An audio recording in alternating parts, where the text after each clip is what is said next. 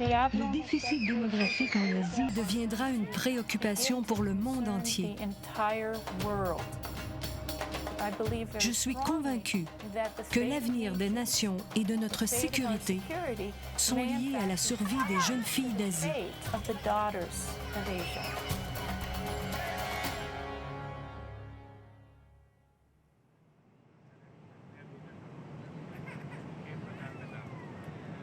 L'affaire horrible des fœtus balancés dans des puits à Patran est ce qui m'a poussée à retourner en Inde.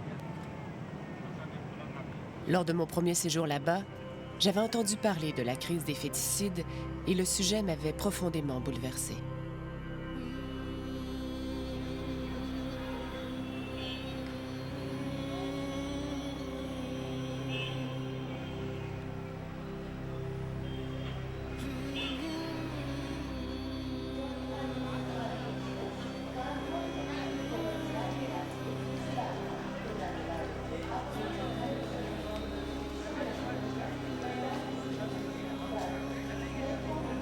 Je n'arrivais pas à concevoir qu'une société déprécie les femmes au point de souhaiter qu'elles ne viennent jamais au monde.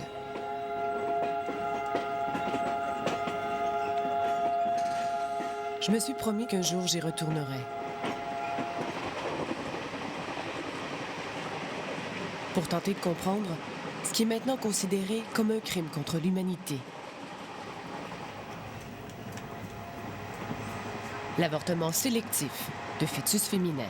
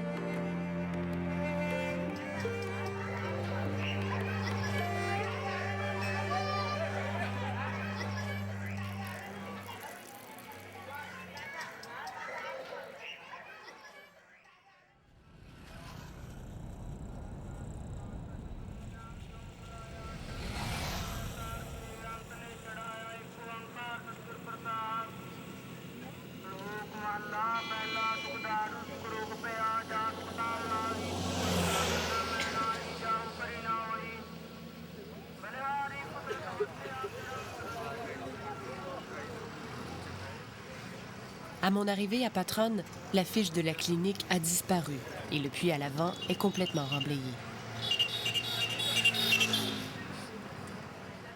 À l'arrière, une femme a pris possession du deuxième puits pour y cuire ses aliments.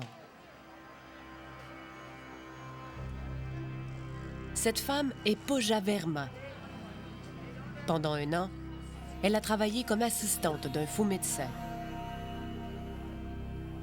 Un militaire à la retraite, recyclé en avorteur. Jour et nuit, quand je vois le puits, je ne peux retenir mes larmes. Je ne sais pas combien de fœtus il a acheté là-dedans.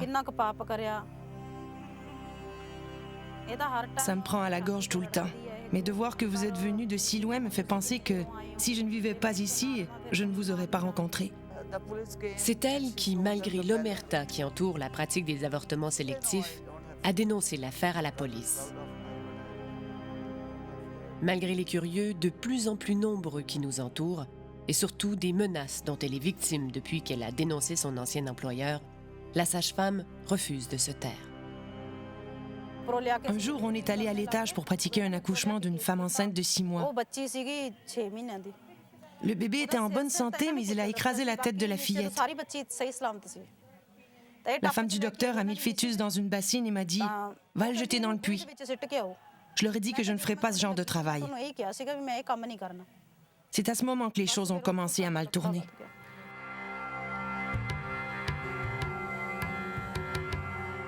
Les autorités indiennes auraient découvert au total 160 fœtus. Tout porte à croire que le faux médecin et sa femme ont tenté de faire disparaître les preuves de leur crime en versant des produits chimiques sur les dépouilles. C'était un médecin très égoïste et arrogant. Il ne laissait même pas le voisin s'approcher de la barrière.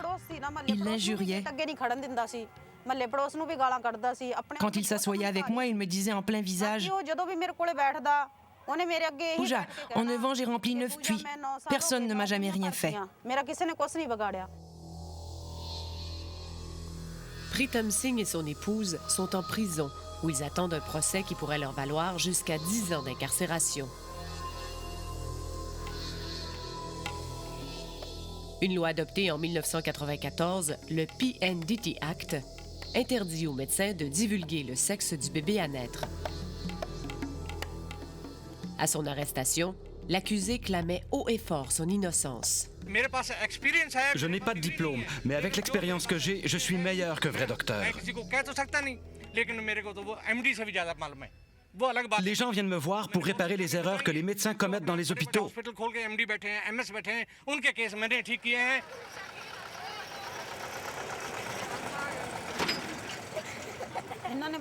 Il a ouvert cet hôpital par affaire.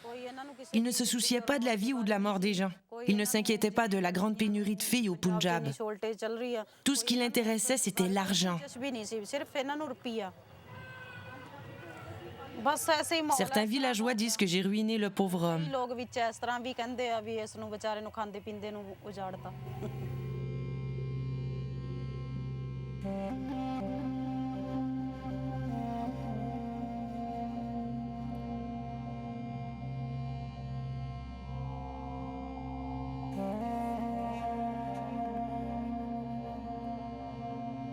ये जो है ये फ्लावर फूल जो कि हमारे समाज में वीमेन और लड़की के नज़दीक का सिंबल माना जाता है। तो जिस बच्चे ने ये बनाया है उसकी इमेजिनेशन में फूल और नारी या लड़की को उसने एक सिंबल दिया है। इसी तरह से En plus de militer contre les féticides, Manmohan Sharma assure la sécurité de la sage-femme jusqu'au procès du faux médecin. Car qui dénonce les avortements sélectifs s'attaque à une industrie illégale florissante extrêmement rentable. Il y aurait en Inde 100 000 cliniques d'échographie, la plupart non déclarées.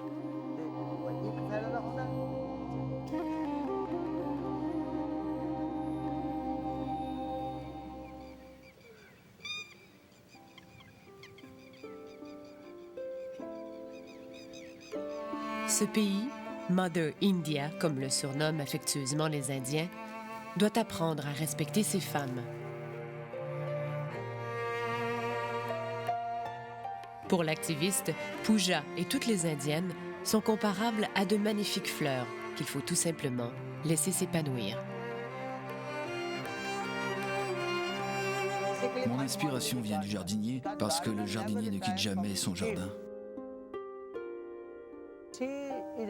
Pooja est une femme très courageuse. 6 mois se sont écoulés depuis qu'elle a parlé. Elle comprend très bien les enjeux du problème.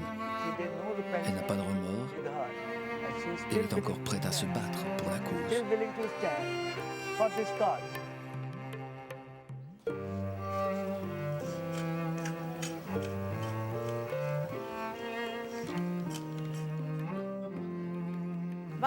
Je n'ai pas peur. Si nos 3 vies, celle de mon mari, mon enfant et la mienne, sont sacrifiées pour que des milliers de gens puissent vivre, je n'ai pas de problème avec ça. Nous sommes prêts à mourir pour ces filles.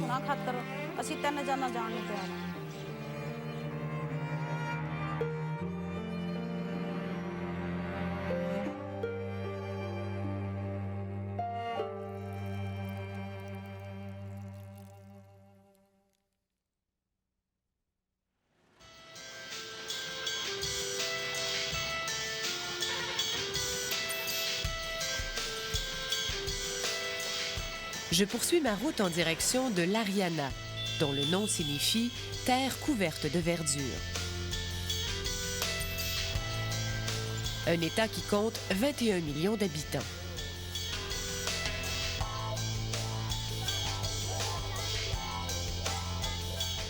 Entre 1996 et 1998, 81% des avortements exécutés dans cet État avaient pour but d'éliminer un fœtus féminin.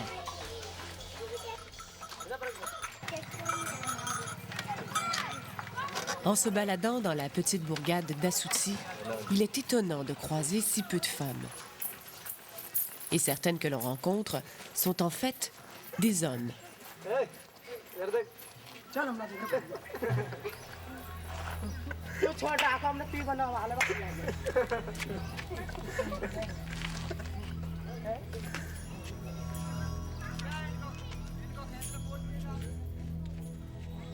Ce n'est qu'après un certain temps passé ici que je saisis qu'une vieille tradition hindoue s'applique.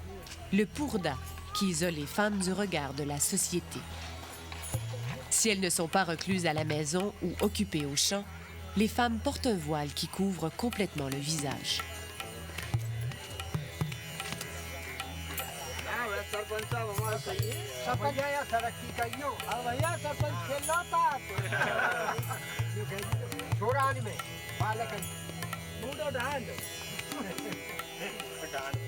लड़की का क्या इम्पोर्टेंस है? बोला ना चंद्रपाल इंग्लिश तुम लड़की को कहा महत्व है लड़की हरियाणा में क्यों कहा महत्व है क्या महत्व है क्या जरूरत है लड़की की बताओ क्यों ना बताओ कहाँ जरूरत है sarpanch What have you seen in this village bed? I didn't say anything bad in this village. What have you seen in this village bed? Nothing. Or wrong? Nothing.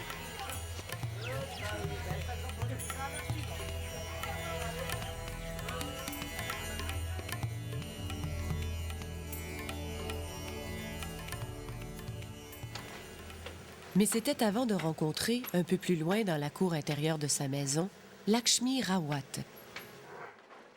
Mère de 3 filles, dont une étrangement vêtue en garçon, elle a subi un harcèlement incessant de toute la communauté parce qu'elle n'avait pas enfanté de fils. J'ai avorté 5 bébés pour ma famille. Ma belle famille allait marier mon mari à une autre femme parce que j'avais toujours des filles. On me disait, où va-t-on trouver des garçons pour elle? Voilà pourquoi j'ai avorté 5 filles. Pour chaque avortement, Lakshmi a déboursé 4 500 roupies, 122 $ canadiens. C'est plus qu'un mois de salaire. Finalement, au terme de sa 9e grossesse, elle donne naissance à un garçon. Il répétait toujours qu'il voulait un garçon. Il disait, c'est nécessaire d'avoir un garçon. Si tu n'as pas de garçon, on va remarier ton mari.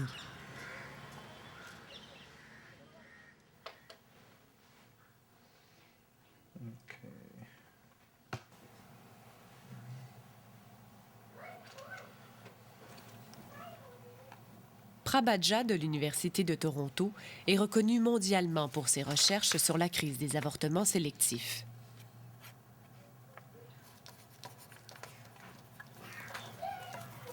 Il est de retour dans son pays natal avec toute sa famille pour poursuivre ses études sur le sujet.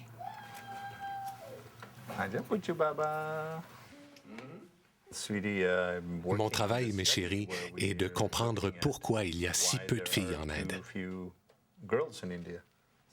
Cette étude a été faite quand tu es né, en 1998.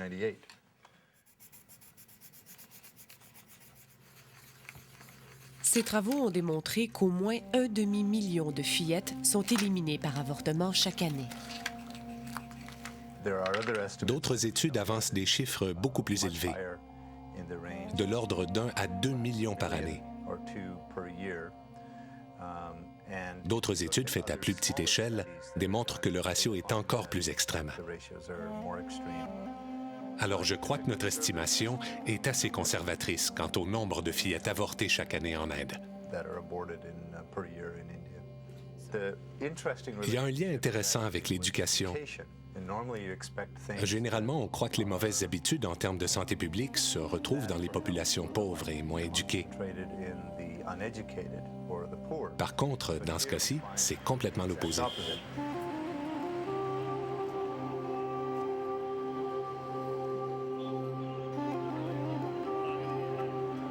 Parmi ceux qui ont une 10e année de scolarité ou plus, il manque 2 fois plus de filles. que parmi ceux qui n'ont pas d'éducation.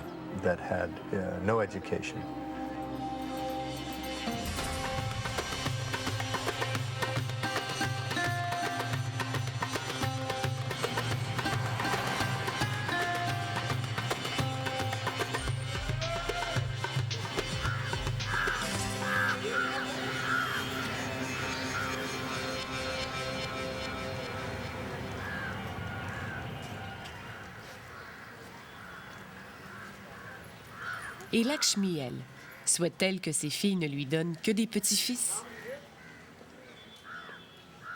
Je veux dire aux femmes indiennes, n'ayez qu'un ou deux enfants, peu importe qu'ils soient garçons ou filles. Ensuite, faites-vous opérer et profitez de la vie.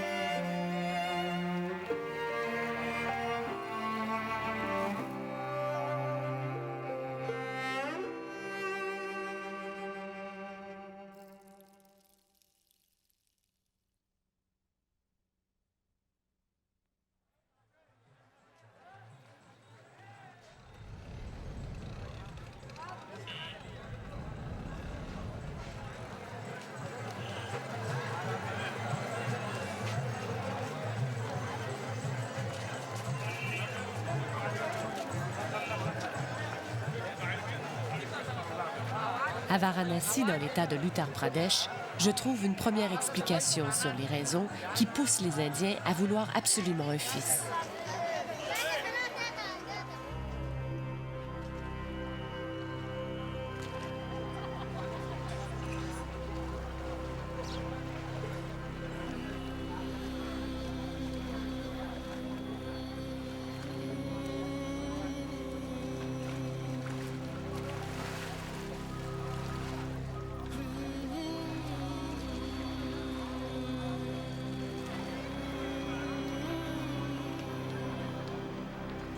Construite sur les rives du Gange, Varanasi, aussi connue sous le nom de Bénarès, est une cité sacrée plusieurs fois millénaire.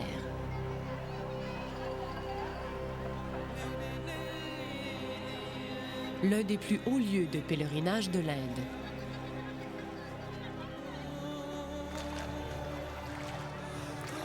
Dans la tradition hindoue, c'est là que tous les dieux habitent. Un endroit de communion avec le monde des morts.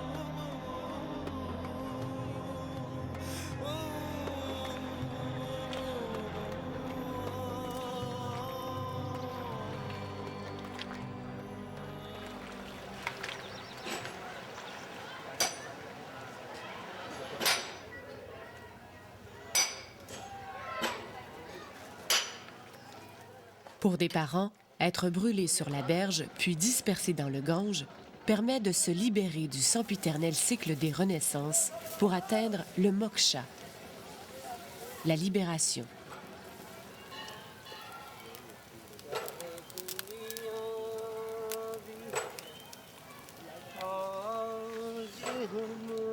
Mais pour cela, il faut avoir un fils. Seul le garçon vêtu de blanc et la tête rasée peut embraser le bûcher funéraire. Why women are not allowed to put the fire on? Due to cancer disease.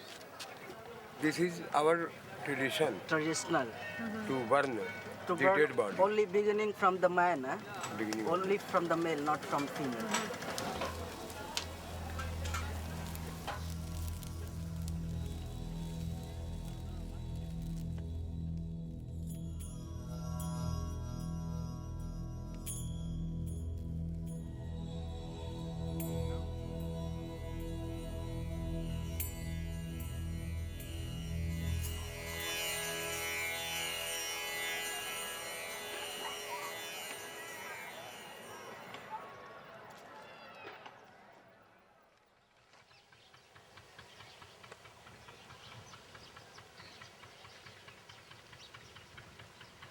En quittant Varanasi, je mets le cap vers le Rajasthan, plus au sud. Cet État, avec le Punjab et l'Haryana, sont les régions de l'Inde les plus éprouvées par la crise des avortements sélectifs.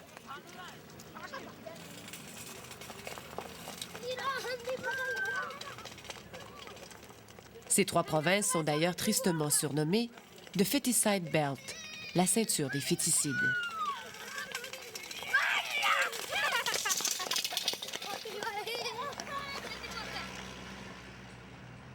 Aux abords de la route, le gouvernement a installé des affiches demandant de laisser vivre les petites filles.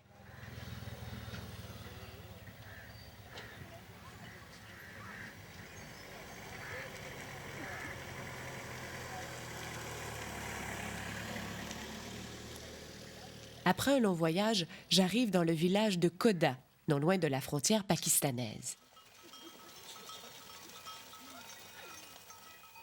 De cet endroit émane le calme et la paix. Pourtant, je me trouve sur la terre du peuple Rajput, une caste de guerriers réputée pour son habileté à manier l'épée, son sens de l'honneur et son machisme.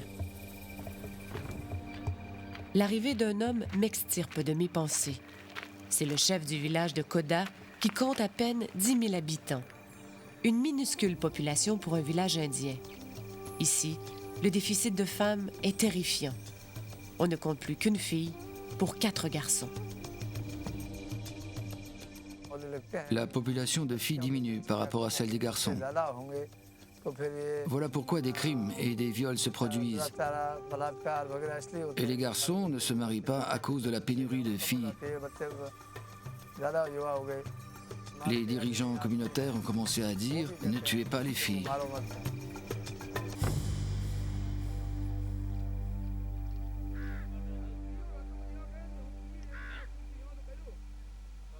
Le manque de nourriture dû aux sécheresses et aux nombreuses guerres ont poussé la communauté Rajput à pratiquer l'infanticide.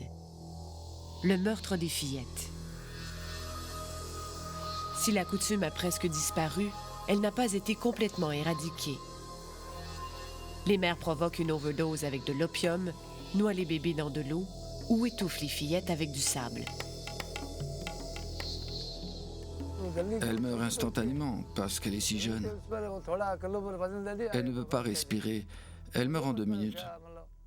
Elle ne peut pas respirer comme dans de l'eau. Est-ce que ça se produit encore? Oui, c'est arrivé dernièrement. Il y a eu un cas et les gouvernements provinciaux et centrales ont édicté une loi contre ce genre de crime. Les gens qui commettent ce crime seront traduits en justice. Le gouvernement fait de son mieux pour faire cesser le meurtre des petites filles.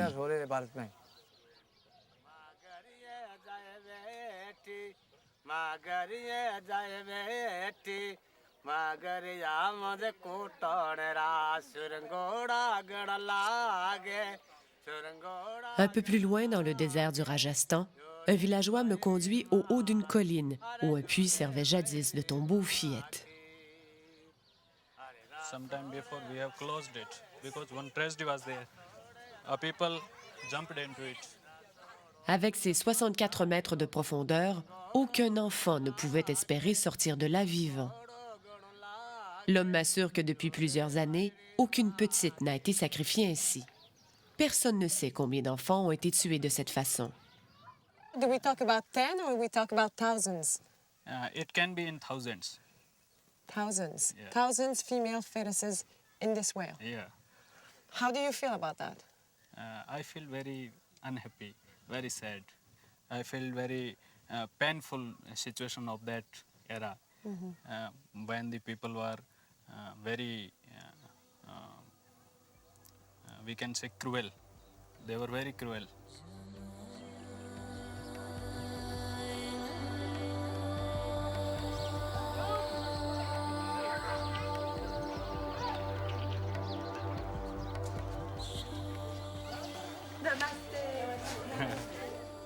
What's your name? I'm Kausalya. Cecilia. मेरा नाम है Karina. You wanna come? They. Oh, baby. Hello. Hello. Hello. Who's the mother? Mother is inside. Oh. Inside. Can I meet her? Yes, you can. Oulab a 21 ans. Elle est mariée depuis 4 ans. Sous son voile, on peut deviner la beauté de la jeune femme. Lorsque je lui demande si elle est heureuse d'avoir mis une fille au monde, la réponse donnée est d'une brutale franchise.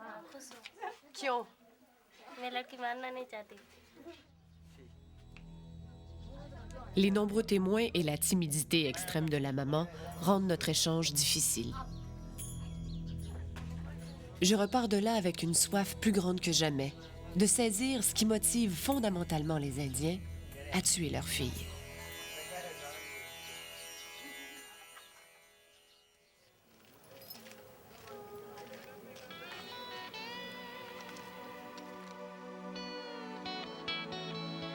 Dans ce pays paradoxal où tradition et modernité, religion et laïcité s'entrechoquent, même l'incroyable essor économique dont bénéficie actuellement l'Inde joue en défaveur des femmes.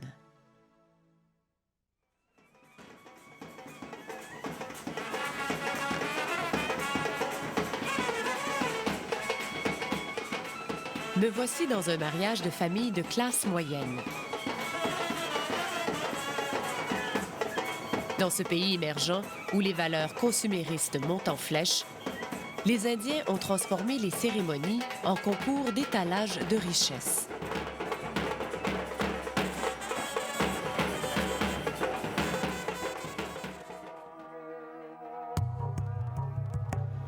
Une famille de classe moyenne qui gagne entre 5 et 25 000 $ annuellement s'endettera pour des années, voire toute une vie, pour payer la note très salée de la fête. Un petit mariage peut coûter 40 000 $, une facture payée par la famille de la mariée. Et ça, c'est sans compter le versement de la dot à la belle famille.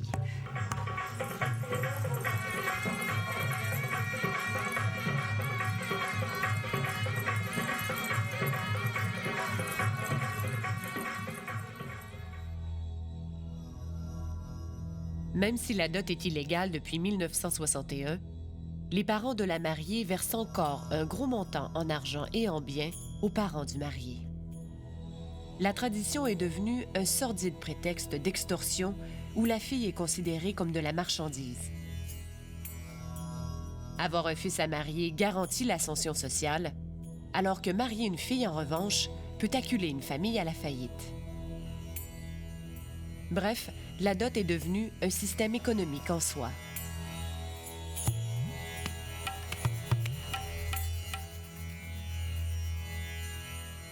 En allant dans les cliniques, vous verrez qu'elles sont de véritables entreprises.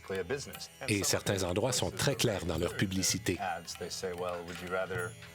Elles affichent « Mieux vaut payer 2 500 roupies maintenant que 25 000 ou 250 000 quand votre fille se mariera. »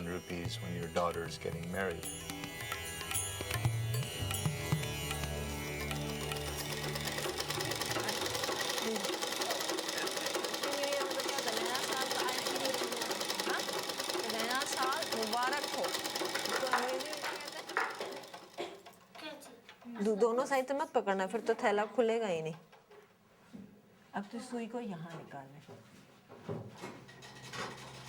Au Centre pour femmes victimes de violences, Satya Jyoti Trust au Rajasthan, 2 jeunes femmes ont été victimes de tentatives d'assassinat par la belle famille pour une dot jugée insuffisante.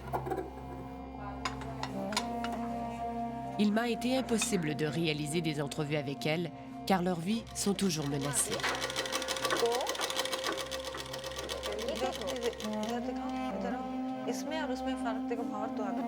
Kakoli Banerjee et Jyoti Karyapasakya tentent de redonner un peu de dignité à ces femmes.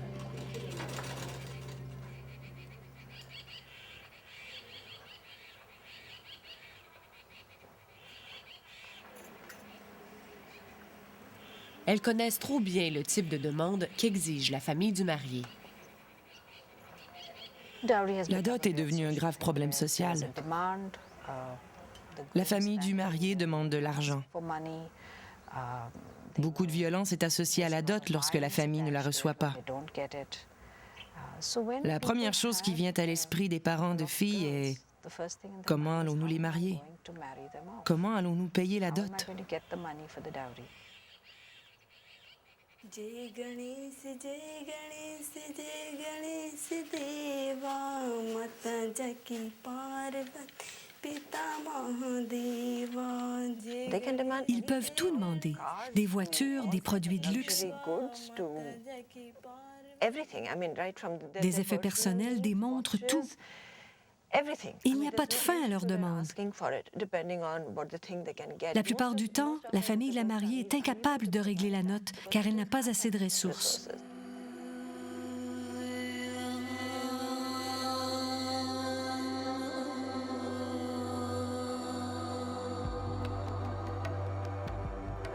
C'est à ce moment qu'ils commencent à battre la fille, à l'abuser, croyant que s'ils la torturent, la famille de la mariée se sentira coupable et paiera.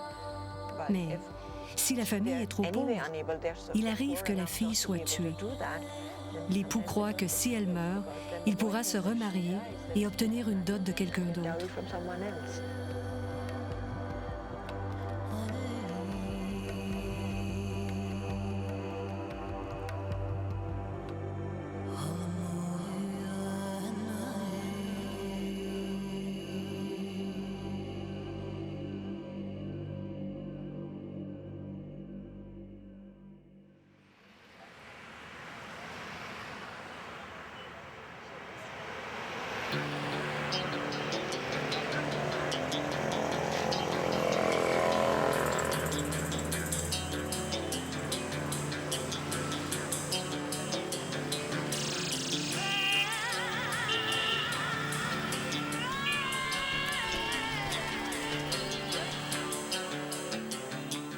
En parcourant les journaux du pays, je remarque à quel point la pénurie de femmes est considérable.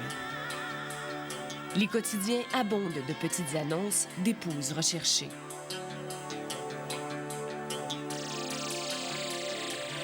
Jamais dans l'histoire, le sous-continent n'aura connu un déficit de femmes aussi élevé. 36 millions d'Indiennes qui ne sont jamais nées, c'est autant de femmes qui ne pourront jamais devenir des épouses.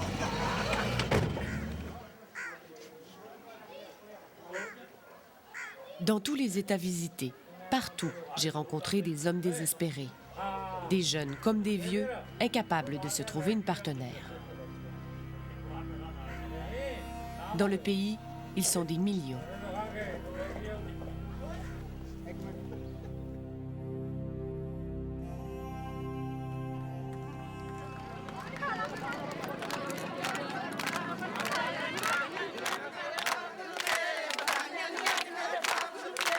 Dans le district de Fatehgarh Sahib au Punjab, pendant que les villageois fêtent les récentes naissances de garçons, Malagar et Manpreet Singh, eux, sont à l'écart. Ce culte du fils leur a enlevé tout espoir de fonder un jour une famille. Pourtant, ils ont à peine 26 ans. C'est bien de se marier entre 20 et 25 ans. Après ça, vous tombez dans l'autre catégorie. Vieux garçons. Les gens nous appellent les vieux garçons.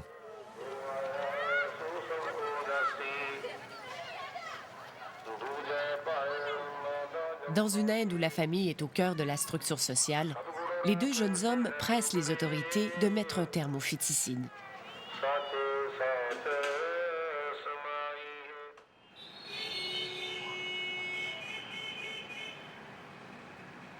Shailaja Chandra du Fonds national de stabilisation de la population a comme mission de conscientiser les Indiens à la valeur des filles.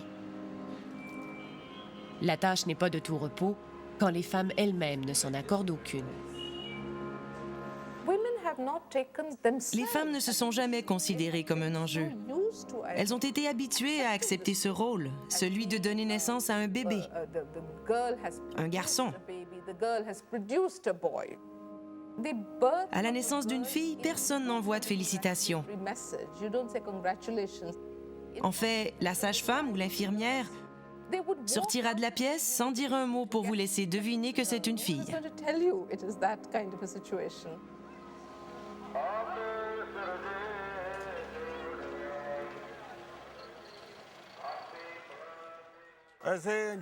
Les parents devraient cesser de faire une différence entre les garçons et les filles.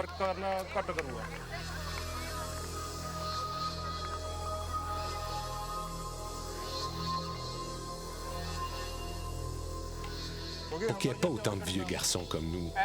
Le problème empire de jour en jour. Mon rêve est d'abord de me marier. Tout le reste arrivera après.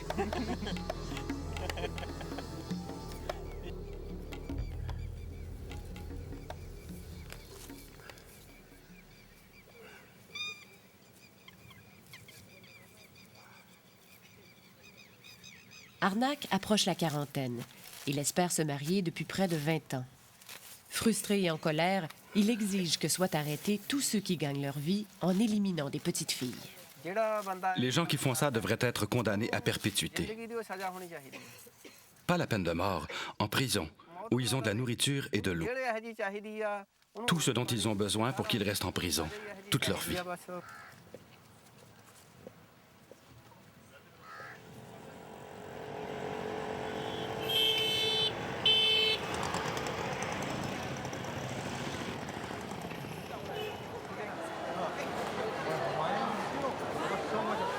L'Association médicale de l'Inde, qui regroupe 2 millions de docteurs, renie les études prouvant que les féticides sont encore répandus. Le docteur Narendra Saini rétorque que les recherches s'appuient sur de mauvaises données. Et les statistiques sont parfois erronées et parfois mal interprétées. Chaque naissance et chaque décès doivent être inscrits. Mais dans beaucoup de villages du pays, ce n'est pas respecté. Alors parfois, la famille ne réalise pas que la fille qui vient de naître doit être inscrite.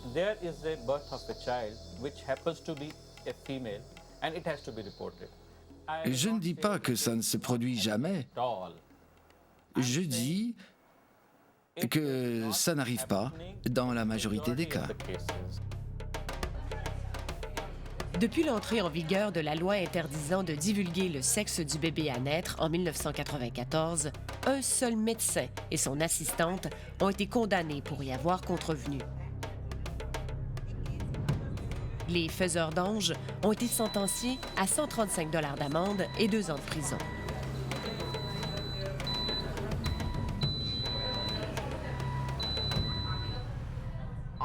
D'un côté, il y a le nombre de poursuites. Une seule. De l'autre côté, vous voyagez de village en village et constatez à quel point les filles sont moins nombreuses que les hommes. Le recensement de 2001 indique qu'il y a de moins en moins de jeunes filles. Pourtant, il n'y a qu'un seul cas devant la justice. C'est une honte. C'est une vraie honte pour nous. Shaktivahini is one of the organizations having that mandate on working on anti-trafficking.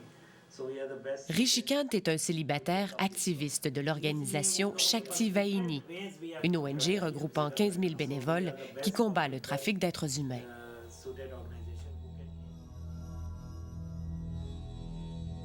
À tous les mois, des adolescentes enlevées pour des mariages de contrebande sont arrachées des griffes de trafiquants de plus en plus nombreux.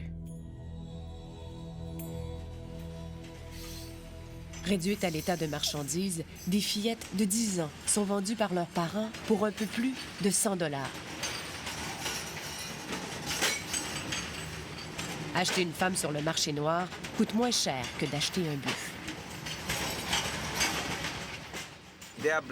Les trafiquants amènent les filles de l'est du pays, des États du Bengale, d'Assam, de Bihar ou de Jharkhand, par ce train. En fait, ce train est l'un des moyens pour déplacer un grand nombre de filles de l'est du pays vers le nord, où il y a moins de filles.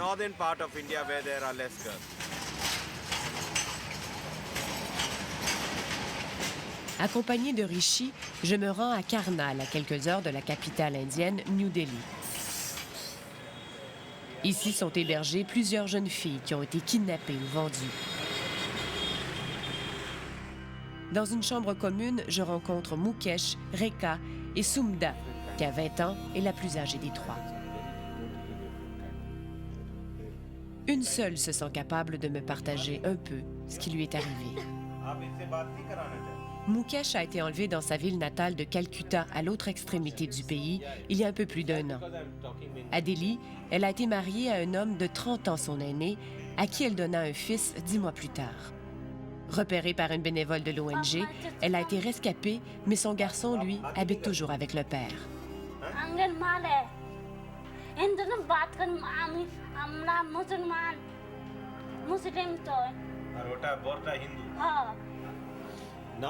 Elle a peur. Regardez ses yeux. On voit dans son regard à quel point elle se sent mal. Elle n'est pas capable de dire quoi que ce soit. Ici, on parle hindi. Elle ne parle que bengali. Je lui ai parlé en bengali et elle s'est ouverte à moi. Regardez ses yeux. Toute l'émotion est là. Regardez ses yeux. Qui contacter? Où aller? Elles ne savent pas où aller.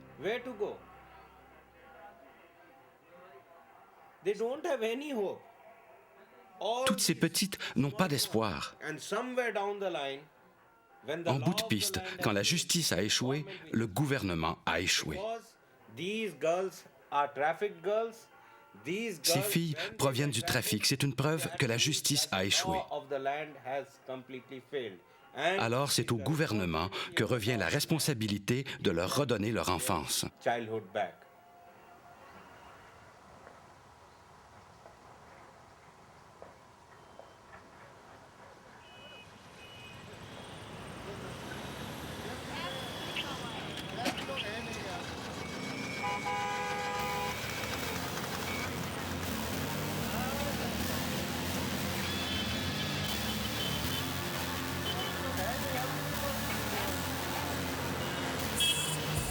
Me voici sur GB Road à New Delhi, l'un des plus vieux et des plus importants quartiers de prostitution du nord de l'Inde.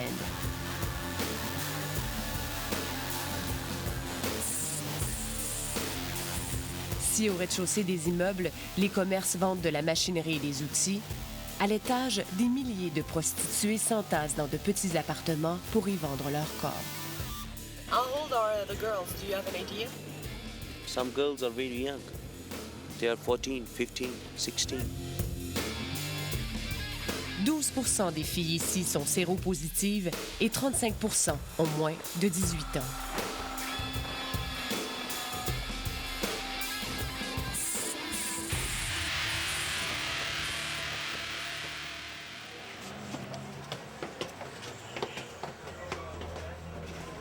Namaste. मेरा नाम है Karina. मेरा नाम लक्ष्मी है. 40 prostituées travaillent dans ce bordel. Plusieurs y habitent aussi avec leurs enfants.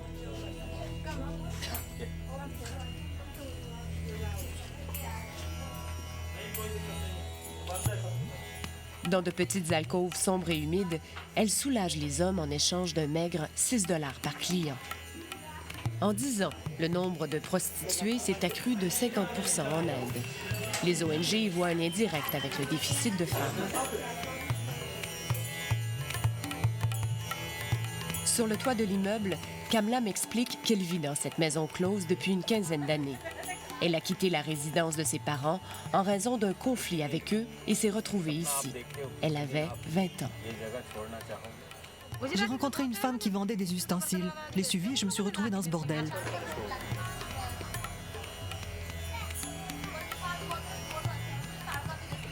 Les prostituées constatent qu'effectivement, de plus en plus d'hommes cherchent auprès d'elles le contact physique qu'ils n'ont pas auprès d'une épouse. Les gens viennent de partout. La plupart des clients sont des étudiants de l'université. Si un homme désire avoir des rapports sexuels avec une fille, il vient ici. Si tu ne peux pas manger à la maison, tu vas manger ailleurs.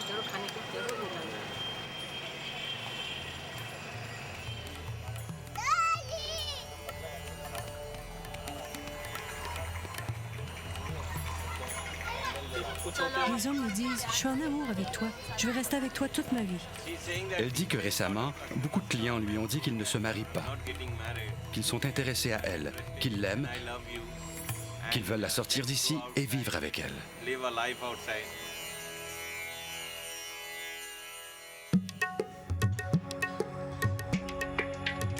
Prostitution en hausse, hommes qui ne se trouvent pas d'épouse, trafic de fiancés, femmes réduites à l'état de marchandises. La crise des avortements sélectifs ébranle l'équilibre social du géant asiatique. le manque de femmes qui ronge l'Inde et le continent le plus peuplé du monde, l'Asie, pourrait avoir des conséquences que l'on a peine à imaginer.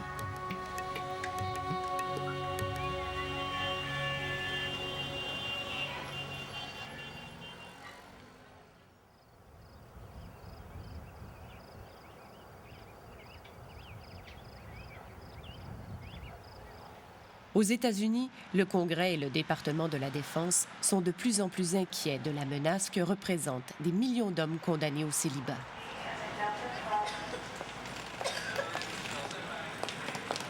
Le docteur Valerie Hudson, professeur en relations internationales à l'université Brigham Young de l'Utah, a été convoqué à quelques reprises par les services d'intelligence américains pour présenter les résultats de ses recherches sur ces hommes sans espoir de descendance. Les Bare Branches, les branches nues, comme il est maintenant convenu de les appeler. C'est effrayant. On ne peut prédire l'avenir qu'à partir des rapports de masculinité des naissances. Mais ce dont nous parlons ici, ce sont des dizaines de millions de jeunes hommes qui ne pourront jamais fonder une famille et avoir leur place dans l'ordre établi. Cette situation est inquiétante pour tout gouvernement.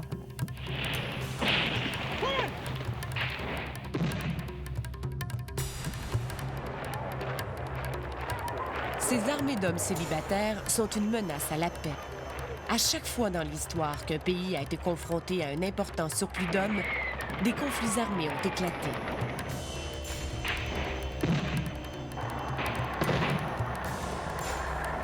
Au Portugal médiéval, au 18e siècle à Taïwan et un siècle plus tard en Chine. La plupart des gouvernements tentent d'enrôler ces jeunes hommes dans l'armée dans des méga-projets de développement où le risque de décès est élevé, ou les envoient réaliser une noble tâche en tant que soldats.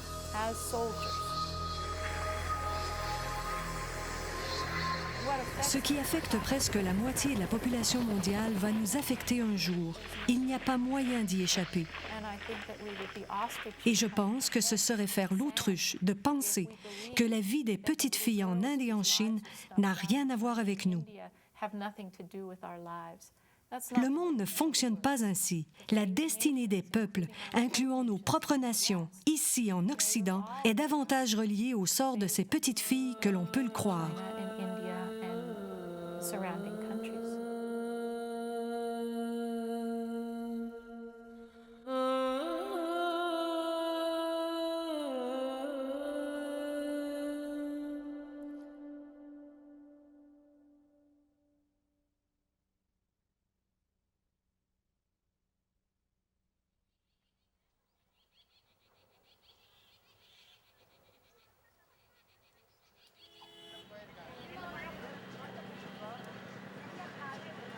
You take Iwala Pulao from India. Thank you.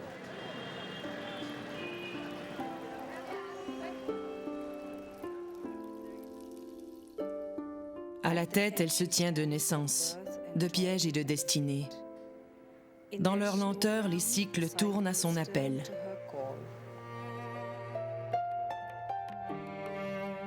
Ses mains seules peuvent changer le temps du dragon. Le sien est le mystère de la nuit. L'énergie spirituelle de l'alchimiste est sienne. Elle est le pont lumineux, le feu merveilleux. Le cœur ardent de l'inconnu, elle est. Un pouvoir silencieux dans les abîmes de Dieu. Elle est la force, l'inévitable parole, l'aimant de notre laborieuse ascension, le soleil d'où nous entretenons notre lumière, le rayon qui s'épand sur l'immensité inouïe.